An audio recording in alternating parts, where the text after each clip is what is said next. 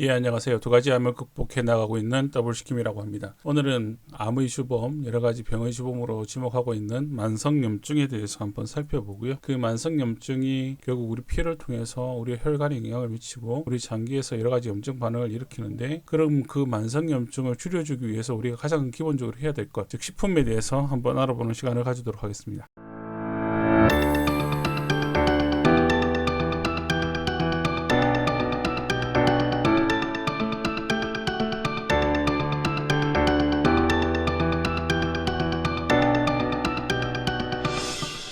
처음 우리가 생각해볼 음식은 녹차입니다. 우리 동아시아권에서 많이들 드시고 있는 식품인데요. 이 녹차에는 활성산소와 싸우고 만성질환을 예방하는 산화방지제인 폴리페놀 일종인 카테킨이라는 성분이 매우 풍부하게 들어가 있습니다. 이 카테킨은 어떤 영향을 미치냐 하면, 일단은 항염 효과를 가져오고요. 염증을 축으로 해서 항암 효과, 또 그리고 혈압을 조절하고 충치를 예방하는 데도 아주 효과적인 물질로 잘 알려져 있습니다. 그 외에 녹차에 들어가 있는 성분은 아미노산이나 비타민 C, B2, 비타민 E 같은 면역 시스템을 강화하고 콜레스테롤을 감소시키는 성분이 많이 들어가 있고요. 그리고 L테아닌이라는 성분은 뇌 기능을 개선을 해서 집중력을 높일 수 있는 그런 물질입니다. 다만 녹차에는 카페인이 들어가 있기 때문에 카페인 민감도가 높으신 분들은 하루에 2잔에서 3잔 내로 마시는 것이 좋고요. 또 녹차에는 탄닌 성분이 많이 들어가 있는데, 이 탄닌 성분은 우리 몸속에 들어가게 되면 어떤 물질보다도 철분과 빨리 결합함으로 해서 철분을 몸 밖으로 배출시키는 역할을 하게 됩니다. 그래서 우리 헤모글로빈이 산소를 운반하는 데 있어서 만들어내는 주요 성분인 철분을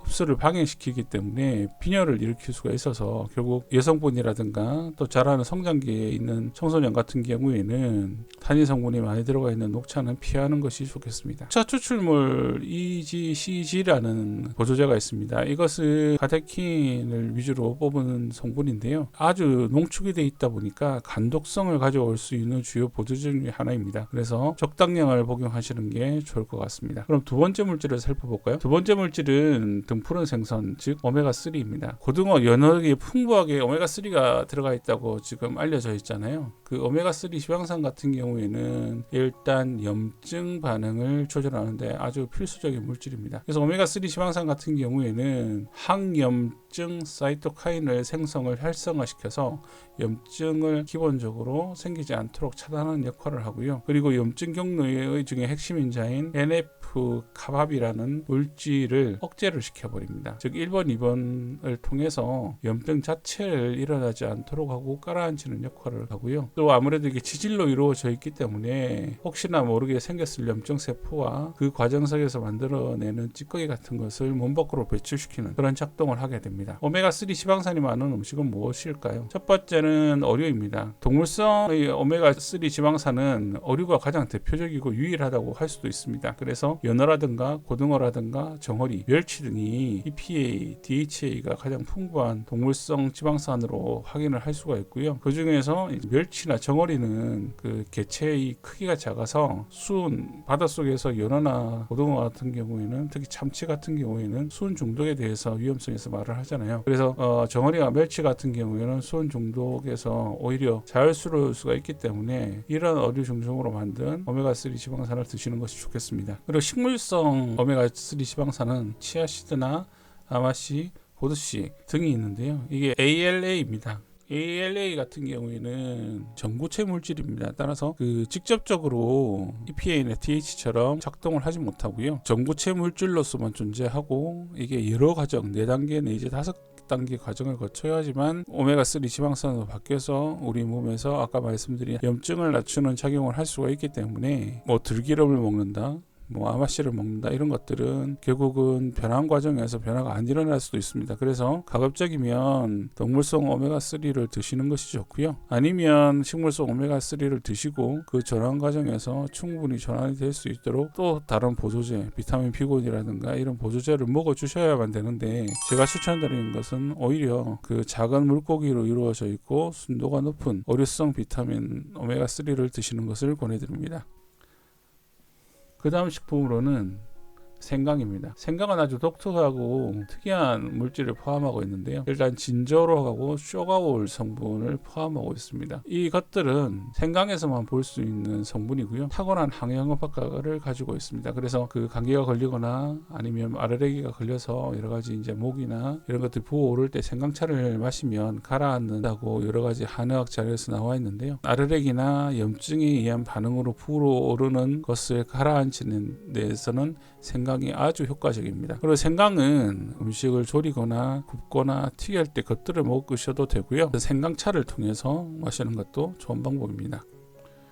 그리고 소개해드릴 네 번째 음식은 요거트입니다. 모든 분들이 다 아시는 것처럼 장내 유익균은 프로바이오틱스가 풍부한 음식이고요. 장내 미생물 균형이 깨지면 직접적으로 우리 면역에 아주 영향을 미치기 때문에 염증성 질환의 위험이 아주 커지게 됩니다. 그래서 프로바이오틱스가 생성하는 젖산이 장내 환경에서 오히려 유해균이 살지 못하는 산성 환경으로 만들고 유익균이 증식시키는 변화를 시키기 때문에 요거트에 들어있는 프로바이오틱스를 충분히 섭취하는 것이 우리의 장환경을 개선하는 데 도움이 많이 될 것으로 생각을 하고 있습니다. 또한 요거트에는 항산화 작용을 하는 비타민 C와 B도 풍부하게 들어가 있습니다. 그 외에 요거트의 장점은 일단 우유를 베이스로 만든 것이다 보니까 뼈와 치아를 튼튼하게 만드는 칼슘이 풍부하고요. 노년층, 나이가 들어가면서 발생할 수 있는 골다공증을 많이 예방할 수 있습니다. 골다공증이 옛날에는 노년층으로 발생하는 병이었는데 요새는 다이어트를 워낙 심하게 하기 때문에 젊은 층에서도 골다공증이 심심치 않게 볼 수 있는 상황인 것으로 알고 있고, 이건 다음에 한번 다루도록 하겠습니다. 근육 건강, 면역 기능 및 전반적 신체 회복에 중요한 단백질을 공급하는데 아주 좋은 공급원이고요. 그리고 비타민 12, 그리고 리보플라민, 인, 칼슘 등 다양한 비타민과 미네랄이 함유되어 있습니다. 그래서 요거트는 장내 환경을 균형을 맞추고 이를 통해서 우리免疫 건강을 높이고 염증을 낮춘다. 요거트에는 일부 당분도 포함되어 있을 수가 있습니다. 왜냐하면 어떤 제조 과정에서 플레인 요거트 같은 경우는 안 들어가겠지만 그 외의 요거트에는 과일이 첨부가 되면서 당분이 대부분 포함될 수밖에 없고요. 그리고 이제 유당불내증이라고 해서 이 부분을 많이 낮추긴 했지만 그 우유를 먹었을 때 트러블이 생기시는 분들은 소화불량이나 알레르기를 유발할 수 있기 때문에 이 점은 본인이 유당불내증을 가지고 계신 분들은 주의해서 드시면 좋겠습니다. 마지막 음식은 허브입니다. 허브에는 여러 가지 종류가 있죠. 로즈마리나 캐모마일, 세이지 같은 허브는 폴리페놀을 중심으로 한 항산화 성분이 풍부하게 들어가 있습니다. 로즈마리 같은 경우에는 일단 면역력을 강화시키고 눈 건강을 보호하고 항염증 작용을 하는 물질이 많이 들어가 있고요. 세이지 같은 경우에는 폴리페놀 외에 소화를 촉진하는 효소와 케르세틴이라는 성분이 많이 포함되어 있습니다. 케르세틴은 양파라든가 이런 곳에도 많이 포함되어 있죠. 그리고 바질이라는 허브는 비타민 K가 풍부해서 비타민 K하고 비타민 T가 있어야 피 속에 떠도는 뼛속으로 들어가서 골다공증을 개선하는 데 있어서 중요한 역할을 하게 됩니다. 그래서 비타민 K가 풍부해서 골다공증의 개선에 도움을 주고 그리고 심장질환을 예방하는 데 도움을 주고 있습니다. 라임은 틴몰과 같은 항산화제와 향균 특성을 가지고 있습니다. 그리고 민트는 로즈마린산과 멘톨 같은 항산화 물질을 포함하고 있어서 마찬가지로 염증을 낮추는 아주 중요한 허브 중에 하나입니다. 앞에서 말씀드린 허브 종류가 대부분 폴리페놀을 다량 함유하고 있는데요. 그 폴리페놀에 대해서 한번 잠시 살펴볼까 합니다. 폴리페놀은 허브 중에서 로즈마리, 라임, 오레가노에 특히 풍부하게 들어가 있고요. 작용은 항산화 작용, 항염증 작용, 그리고 심혈관의 건강을 강화시키는 역할을 하고 인슐린의 민감도를 개선을 해서 혈당 조절이 잘 될 수 있도록 만들어주고 그리고 나아가서 암 예방에도 효과가 있는 물질이 되겠습니다. 폴리페놀이 많이 들어가 있는 음식은 일단 앞에서 본 허브 외에도 베리류가 있고요. 그리고 녹차 종류, 그리고 레드와인, 사과, 감귤류, 양파, 케일 등에 들어가 있습니다. 대부분 다 건강에 좋다고 알려져 있는 음식들이죠. 오늘 이렇게 우리의 염증을 낮추는, 만성 염증을 낮추는 5가지 음식을 한번 살펴보았고요. 이 5가지 음식을 평소 때 자주 접하시려고 노력을 하셔서 항상 건강하시고 행복한 삶을 만들어가는 구독자 여러분이 되셨으면 좋겠습니다. 네, 감사합니다. 오늘 여기까지 하겠습니다.